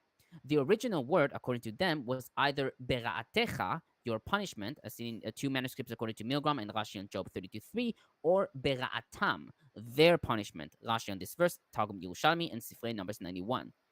Milgrom, however, writes that if the text allows for heraota, why have you, i.e. God, dealt ill in verse 11, then there would have been no need to make substitutions for this word. He writes, therefore, that this text should be understood as a euphemism. Carmel McCarthy, in her book the Tikkunei Soferim, page 125, writes, quote, leaving aside these rabbinic traditions, they have only the slightest record in the Hebrew manuscript tradition and the versions, there remains no motive whatever for accepting any text other than the Masoretic text. There is no reason why Moses cannot, under the present circumstances, be referring to his own wretchedness. This wretched condition, which he once blotted out by death, is the burden that is too heavy for him in verse 14. Ibn Ezra refuses to accept this verse as a correction and considered that the Masoretic text contains no difficulty. Commentators accept this verse readily as it stands. Numbers 11:15 must join the ranks of false corrections. Yeah, that's always been a fun thing. So this happens throughout the manuscript tradition. There are times where we get this in the New Testament, where you have an original text, a text that's been essentially corrupted through some means, either on purpose or not, and then a correction, but they improperly corrected it. So I have 3 different readings, and then it's always fun dealing with all those corrections. There's actually another Tikkun Sofrim in the next chapter. Oh, fun. God is just so reliable and consistent. I'm so impressed. Okay, that's it for my commentary in this section. So. Yeah, and sarcastic, Lilith. My one note on this would be that Bud points out that this could have been written initially during or maybe not written during, but reminiscent of the time of Hezekiah. The precise form and content of the complaint may reflect circumstances in Hezekiah's time, when the question of the source of political and economic security came to a head. The Yahwist, writing in Josiah's time, or not Josiah's time, faced similar questions and saw in the hankering after Egypt the faithlessness of those who advocated pro-Egyptian policies. But of course, we kind of get to see a little bit of that in the verses following that introduction. It's so interesting looking at the multi-layered propaganda about how you have, Hezekiah's time, where the threat of invasion is coming from the east, and people are saying we should run to Egypt for safety, and then there's the propaganda against it. But then, you have tiers of older propaganda against, people complaining about their food rations, and people complain, and all these kinds of things. It's amazing looking at like how many different ages of shut up and do what we tell you or God will kill you can fit into the redactions and the re-editings and the retranslations. It's like, wow, this was very multi-purpose. Disturbing, but yeah. Evan, you can finish this chapter. 16. The Lord said to Moses, bring me 70 of Israel's elders who are known to you as leaders and officials among the people. Have them come to the tent of meeting, that they may stand there with you. I will come down and speak with you there, and I will take some of the power of the Spirit that is on you and put it into them. They will share the burden of the people with you, so that you will not have to carry it alone. Tell the people, consecrate yourselves in preparation for tomorrow, when you will eat meat. The Lord heard you when you wailed, if only we had meat to eat, we were better off in Egypt. Now the Lord will give you meat, and you will eat it. You will not eat it for just 1 day, or 2 days, or 5, 10, or 20 days, but for a whole month, until it comes out of your nostrils and you loathe it, because you have rejected the Lord, who is among you, and have wailed before him, saying, why did we ever leave Egypt? But Moses said, here I am among 600,000 men on foot, and you say, I will give them meat to eat for a whole month. Would they have enough if the flocks and herds were slaughtered for them? Would they have enough if all the fish in the sea were caught for them? The Lord answered Moses, Is the Lord's arm too short? Now you will see whether or not what I say will come true for you. So Moses went out and told the people what the Lord had said. He brought together 70 of their elders and had them stand around the tent. The Lord came down in the cloud and spoke with him, and he took some of the power of the Spirit that was on him and put it on the 70 elders. When the Spirit rested on them, they prophesied, but did not do so again. However, 2 men, whose names were Eldad and Medad, had remained in the camp. They were not listed among the elders, but did not go out to the tent. Yet the Spirit also rested on them, and they prophesied in the camp. A young man ran and told Moses, Eldad and Medad are prophesying in the camp. Joshua, son of Nun, who had been Moses' aide since youth, spoke up and said, Moses, my lord, stop them. But Moses replied, Are you jealous for my sake? I wish that all the Lord's people were prophets and that the Lord would put his Spirit on them. Then Moses and the elders of Israel returned to the camp. Now a wind went out from the Lord and drove quail in from the sea. It scattered them up 2 cubits deep all around the camp, as far as a day's walk in any direction. All that day and night, and all the next day, the people went out and gathered quail. No one gathered less than 10 homers. Then they spread them out all around the camp. But while the meat was still between their teeth, and before it could be consumed, the anger of the Lord burned against the people, and he struck them with a severe plague. Therefore, the place was named Kibroth Hattava, because there they buried the people who had craved other food. From Kibroth Hattava, the people traveled to Hazeroth and stayed there. I don't know if anybody else has noticed, but this God character seems to be a dick. Oh yeah, Oh yeah. yeah. What an asshole. The thing about the one big thing to note here is the thing about the quail. So the quail do seem to have an actual historical kernel of truth there. Not saying that the story is true, but I am saying The that- quail exist. Well, yeah, they do exist. But they also had an important aspect in those early days because they do actually migrate over to the Sinai sometimes, and they're pretty easy to capture. And this They are tradition is dumb. also recorded in one of the Psalms. I forget which one.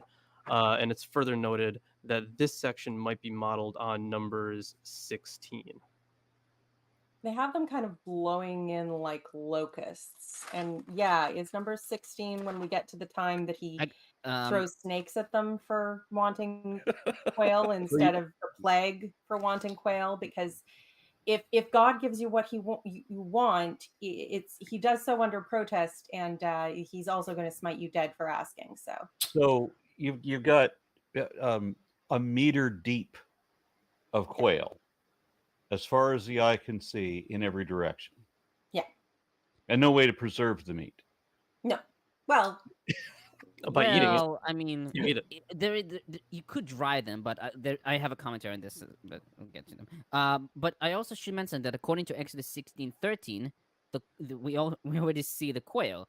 And Milgrom writes here, this led Bechol Shor, followed by many moderns, to speculate that the Exodus passage refers to the same incident described here, that the quail were intended to begin with as punishment. Oh, okay.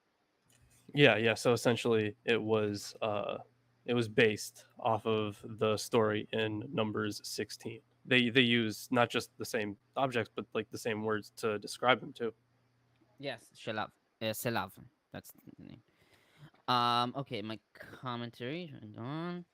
Yeah, verse 16. Sorry. Oh no, it's almost like you have multiple different sources for the same story that keep getting regurgitated over and over. Verse 16. Bring me 70 of Israel's elders. Weinfeld comments, the 7 elders institute that is attached to a leader or a king is known to us from earlier periods. It is told in the description of Barakab, king of Yahudi, today Sam'al, where the Arameans ruled in the 8th century BCE, that the king and 70 of his brothers, i.e., friends, were killed, meaning all the people of the council, in KI 215, lines 2 to 3. It is told in Judges 9:5 that Abimelech killed 70, quote, brothers, the sons of Yerubbaal, end quote, and the rebel Yehu does not, and the rebel Yehu does the same in 2 Kings 10:6, when he is ordered to kill, quote, the princes, 70 in number, end quote. This institution of 70 people, mostly of royalty who received excellent education, is well known from the Second Temple period and was the Sanhedrin. I will take some of the power. In Hebrew, it's atzalti, from the stem aleph tzadik lamed, to lay aside, reserve, or withdraw, according to BDB Dictionary. Milgrom comments, the divine spirit will either be drawn from Moses, according to Septuagint and Peshitta, thereby diminishing him, or the divine spirit that has been bestowed on Moses will now also rest on the elders, according to Nachmanides. According to the latter explanation, the divine spirit, like wisdom, according to Ibn Ezra, or candlelight, Sefer numbers 43, can be given to others without any diminution of its source, according to Targums Jonathan. Note the example of Samuel, who, as the head of the band of ecstatics, was able to transmit, quote, the spirit of God, end quote, not his own, to the messengers of Saul, according to 1 Samuel 19:20. However, from the fact that Joshua attempts to stifle Eldad and Medad in verse 28, it is clear that the elders derived their spirit from Moses. Verse 18, consecrate yourselves. According to Levine, such consecration often involved ritual purification, the laundering of clothing, and the abstinence from sexual relations. Some, therefore, render prepare yourselves, like the Targums, Sa'ad Gaon, Levine, and Licht, since it is doubtful that such specific preparations were intended. Sifrei numbers 94, followed by Rashi and Ibn Ezra, interpret consecrate in a negative connotation. Prepare yourselves from calamity, based on Jeremiah 12:3. Verse 20, until it comes out of your nostrils. This could be read literally, that the meat will come out of their nostrils, as seen in Septuagint, Vulgate, and Peshitta, or that they'll be disgusted by it, according to Targum Onkelos, Rashi, and Rashbam, or that the smell of it will come forth from the nostrils, Targum Jonathan. Oh my. I would think that the explanation of like being so full of it that it comes out your nose makes sense there. Yeah, it's almost a colloquialism, yet it still makes sense today. Yeah. And like I've had it up to here with you. Like, what does that mean? That doesn't mean anything. Hey, Me, smoke coming out of your ears. Oh, Tomer broke it. Comment from me offers $2 and says, why didn't Yahweh just make veggies taste like meat? Right? Yeah. God didn't want us to eat animals. He would have made them out of tofu. Did you I hear would my definitely not eat animals. did you hear my commentary on verse 20? Yeah, we did. No. No, Yeah. you didn't? Yeah, about the nostrils, yeah. No, about all of the suggestions? I don't think we only heard two of them. There are four. I'll read this again. And sorry about this. My internet is not good. This could be read literally, that the meat will come out of their nostrils, according to Septuagint, Vulgate, and Peshitta, or that they'll be disgusted by it, Targum Onkelos, Rashi, and Rashbam, or that the smell of it will come forth from their nostrils, Targum Jonathan, or that they'll lose their sense of smell, as Ibn Ezra renders. Ashley notes that play on words between your nostrils, me'apechem, and you have rejected, me'astem. Thus, the punishment is directly related to the rejection of Yahweh. Oh, it's a pun. Yes. Awesome. Yeah. You know how I feel about puns. They're the best thing ever. Sorry. About loathe it. In Hebrew, it's lezara, which is a hapax. Its exact meaning is uncertain. The Septuagint reads cholera, and Sa'ad Gaon emaciation. Rashi, in the words of Rabbi Moshe, Rashi in the words of Rabbi Moshe Hadarshan tells that there's a certain language in which zara means sword. What language? No idea. Levine, however, writes, The rare form zara with final aleph is to be equated with zara with final hey, with the meaning hateful or alien. The Hebrew verbal root zain vav resh is cognated with Akkadian zero, to dislike, hate, or avoid. In Sirach 3730, we find this word similarly written with final aleph, whereas in Sirach 3927, it is written with final hey. There is, however, a notation on the manuscript bearing the variant with final aleph. What all of this means is that the Masoretic reading may represent a late spelling, wherein autographic hey gives way to aleph. Yeah, those late spellings are always fun. Like for some of the Septuagint translations, like it's very clear when they're talking about when they're using a different word. But like it's usually spelled differently, but then the Septuagint text has it spelled in one very uncommon way, usually where they like add an extra letter and it's still pronounced basically the same. Or if they change like an eta to an epsilon iota or something like that, where it's pronounced the same but it's just spelled differently. So yeah, happens quite often in biblical manuscripts. Believe it. Verse 25, they prophesied. Modern commentators render they prophesied ecstatically, based on instances where the verbal form hitnabe characterizes the activity of mantic prophets, as seen in 1 Samuel 10:5, 10:11, 19 verses 20 to 24. So Pentecostals. I don't know about them. I'm sorry. Yeah. They're the ones with the yelling and the jumping and the saying gibberish and the magic power. I envy Tomer. He has no experience with evangelicals. The falling over and the hitting your head. there is a type of Kabbalah which is called ecstatic Kabbalah, which is again all these practices. Yeah. Yeah, the JPS translates it as they spoke in ecstasy. Yes. Yeah. Right.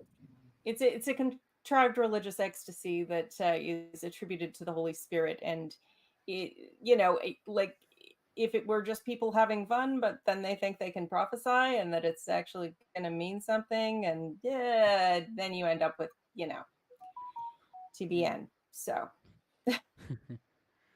verse 26, Eldad and Medad. Eldad in Hebrew means God's love. And Numbers Rabbah 15:19, Milgrom and Licht proposed that he was Elidad from Numbers 34:21. Medad is called Modad in the Septuagint and Samaritan text.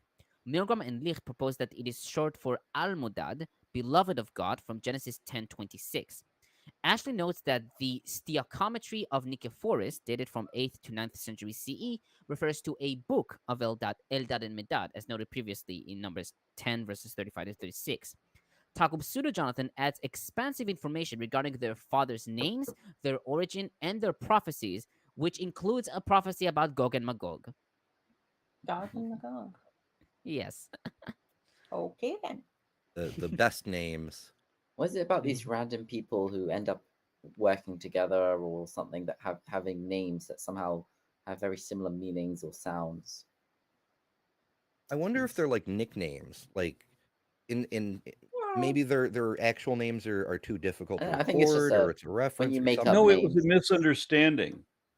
They asked somebody. There was two guys standing there. They asked him, who are you? And one of them said, "Me dad," and the other one said, "He dad." I'm sorry, it doesn't work. It was close. It was close. Shibboleth. That's glad someone got it. Yes, yes, I did. Yeah. These things always seem to me like, someone's making up a name, and then they have these two characters always together. They have similar meanings, and like if Eldad and Medad means God's beloved and God's what do you say Medad was short for? El-Medad? I didn't El-Modad. El-Modad, which means Al-Modad, sorry. He's Elmo's father. Dad means love. Dad means love as well. So yeah, more or less identical meaning. It's just one is but like it doesn't have like the more. One is they're different verbal tenses, or whatever they're called. Perhaps, I mean. Could be. Okay, verse 27. A young man. Hebrew Bible reads Hanal, the young man. indicating that it was a certain person who was in the author's mind. Chazal identified him as either Joshua in Sifrei Numbers 96 or with Gershom, son of Moses, Tanchuma Beha'alotecha 12. Verse 28, stop them. Milgrom comments, Joshua's alarm was motivated by his loyalty to Moses. He feared that since Eldad and Medad received their spirit directly from God, according to Numbers 15:19, not from Moses, they might not contend with him for the leadership. The fact that they had to be restrained means that they did not cease prophesying, as did the elders, but continued on. Sifrei Numbers 95. Also, the fact that their spirit stemmed directly from God implies that the quality of their prophecy was of a higher order than that of the elders. And Targum Onkelos and Sifrei Numbers 95 read imprison them, which is also the rendition of JPS. I mean, restrain them. Yes. Yeah. Yeah, but kilam, kele means to imprison, which I can understand why. Yeah. Well, it's it's very I don't generous. really remember learning about this story at all. Well, like we already pointed out, there's a duplicate here of the whole getting overfed with quail and then smited. Yeah. The 70 elder bit is less interesting than that. I think sometimes stuff like that gets kind of hazed over. But yeah, I don't know what to a whole story in one line. So yeah. Verse 32, spread them out all around the camp. The word that is used for spread here is yishtechu, from the root shin tet chet. This is also seen in Ezekiel 26:5 and Psalms 88:10. According to Milgrom, most Septuagint manuscripts read refreshed themselves, i.e. spread them out for a feast. The Samaritan text and the Vatican manuscripts of the Septuagint read slaughtered them, based on the root shin chet tet. Vulgate reads dried them, and Milgrom cites Herodotus in Histories 277, where it is told that the Egyptians used to dry quails after first salting them. Ashley, however, writes that the verb shatach could only mean spread out and does not imply drying. If you're drying it out, if you're spreading it out in the desert, I think drying is a logical next step that's inevitably going to happen. Unless they were just doing it to like pile them up. Like that sounds like there's really there's good so way much to get there's caught. so much that they have to go around, like they just keep spreading them out. And well, you could have just not killed all of them. Quail are really stupid. Verse 33, a plague. The Hebrew, it's makah. This word is used to describe the plagues of Egypt, according to 1 Samuel 4, as well as sickness or disease in Deuteronomy 28-29. Ibn Ezra describes the plague as murrain and Ashley as food poisoning. And that's it for my commentary on this chapter. Food poisoning before they chewed the food. It's magic though. Hey, God he was trigger happy with the smite button. That's how this goes. The worst holiday you've ever been. Listen, everyone who didn't die had a great time. A comment from Trevor Wright says, "Is the Messiahship in the Bible an invention of Jews?" So I guess it depends on how broadly you want to define the term. I mean, I guess it would still be an invention of Jews, right? But because Messiah just means anointed one. So like David was a Messiah, Cyrus was a Messiah, and even in the Greek rendering, it's the word that's used to describe Cyrus is Christos. So like it just means anointed one. And then later it would yeah, right, yeah. Then later this idea of a returning Messiah, or a divine one, that would be more of an apocalyptic Jewish tradition. Ember, do you want to take on the next chapter as well? It is 7 o'clock, sir. Oh wait. Oh, yeah, we're 5. Okay, you're right. You're right. I'm sorry. Really getting into it. But I will say that chapter 12 is a very interesting one because it's about the Cushite woman, and Miriam's leprosy. Yep. Ooh. Yeah. Good old classic Yeah. story. Yeah, And I I'm looking believe forward after- to that one. I believe after that we have the spies story. Yes. Yeah, lots of Yeah. classic Yeah. stuff. coming up. Okay, so Good a stuff, woman good gets stuff. uppity and God smites her, and then spies. And Little- I've got little the cloak and question: Are dagger. we good for Tuesday again next Tuesday? Because I can't do Saturday. Yeah, it should Yeah. be good. Yep, for, I'm good. for next Okay. Tuesday. Yeah. Fine by Because me. Oh, perfect. this Saturday I will be in Houston, debating the Muslim metaphysician. And it's funny, my last debate was against the perspective philosophy. Now it's the Muslim metaphysician. I love these lofty names these people give themselves. Hello. Okay.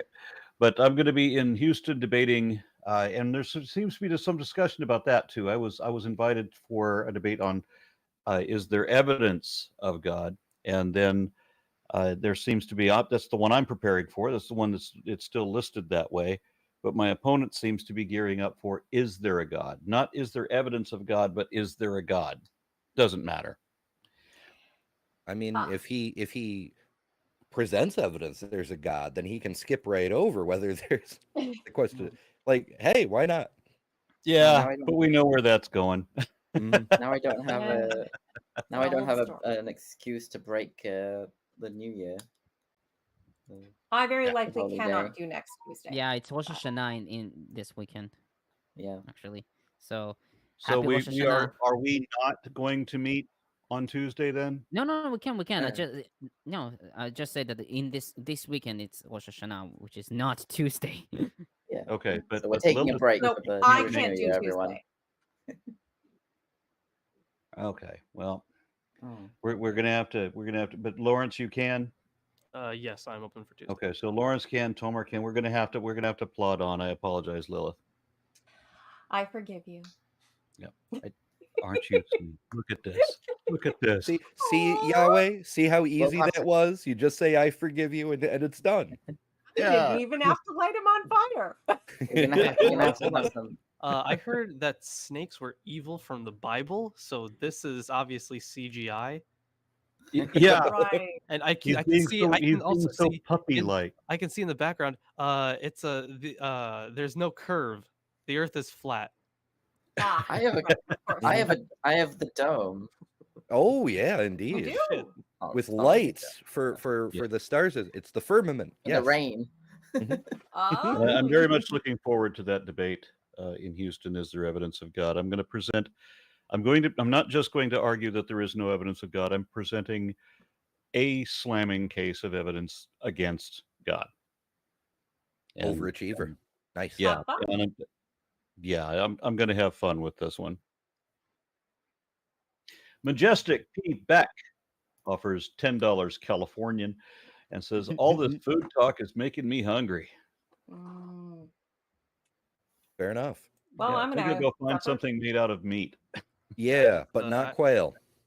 Fish. I had a couple burgers earlier, and I had some cheese curds. Mm. Good You, stuff. you might need some cucumber and leeks. Yeah, probably. All right. So see you Tuesday, everybody. Thank you very, very much. Bye, everybody. Bye, Bye. folks.